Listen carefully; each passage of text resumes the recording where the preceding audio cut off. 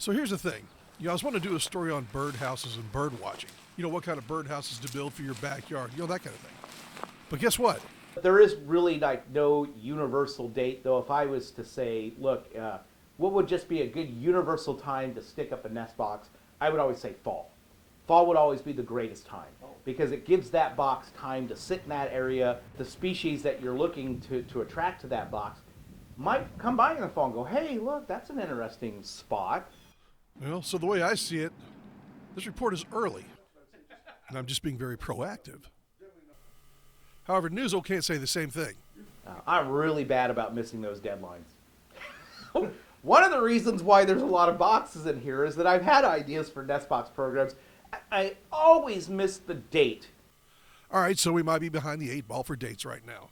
But hope is not all lost. If you're just trying to get little birds to nest in the box, then you can put it up anytime.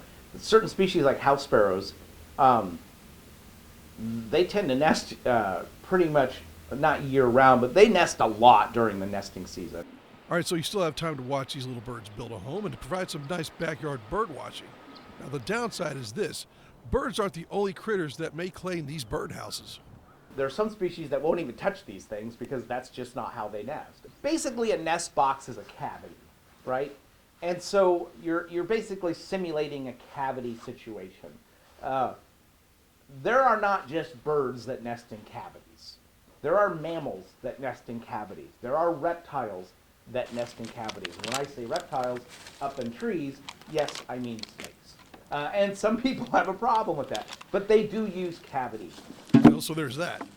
Plus, if you're building a house to attract a specific species, there's no guarantee that that species is going to show up. So, this is a pileated woodpecker nest box. So if I take this box and I put it up a tree, a pileated woodpecker will move in. I don't know. Do you have pileateds in your neighborhood? Do you have someone that can put the box up at the right height? Can you, there's a lot. If you just want one particular species to use the box that the box was designed for, it actually takes work. It's just not as easy as nailing it to the tree and walking away and then you get a bald eagle or whatever, right? You have to get used to the idea that other things are going to use the box. You have to drop any idea that you have that this instruction sheet says this is a box for this species, and if I put it up, that species is going to show up.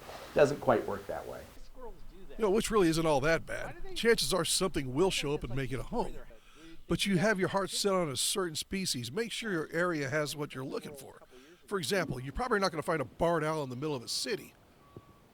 Also, you might have to build a house that species you like might actually use. I know you can go online and you can find this book called Woodworking Projects for Wildlife. It was written by the Minnesota DNR, and that book has a huge range of different boxes in there. And if you start now, maybe you can get those things up by fall. In Decatur, Steve Nichols, WAND.